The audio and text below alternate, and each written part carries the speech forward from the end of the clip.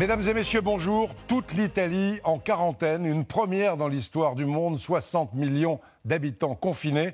C'est l'information choc de la nuit. L'Italie complètement débordée par le coronavirus et dès l'annonce de ces mesures, des millions d'Italiens se sont précipités dans les magasins pour tenter de faire des provisions. Tout de suite, cette nuit incroyable en Italie avec Benoît Cristal. Les supermarchés pris d'assaut en pleine nuit dans tout le pays.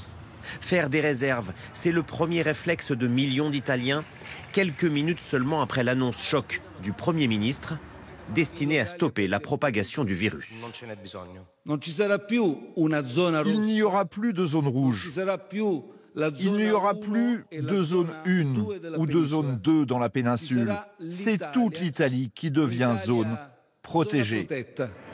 Première conséquence, il est interdit de voyager, sauf autorisation spéciale écrite, en cas de nécessité professionnelle. Hier, les derniers voyageurs se sont rués dans les gares, où l'armée avait déjà pris position pour préparer cette quarantaine. La capitale, Rome, semble vidée de ses habitants ce matin. Le Colisée, tous les lieux culturels, écoles, lycées, universités, mais aussi les églises, sont tous fermés jusqu'au 9 avril.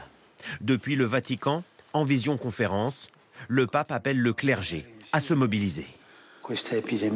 Face à cette épidémie, nous prions le Seigneur de donner la force aux prêtres de sortir et d'aller rendre visite aux malades. L'Italie fait aussi face à plusieurs mutineries dans les prisons. Ici à Rome, les familles réclament la libération immédiate de leurs proches. À Melfi, au sud, une nuit de prise d'otages du personnel s'est conclue pacifiquement ce matin. Le pays se ferme. British Airways annule tous ses vols de la journée vers l'Italie.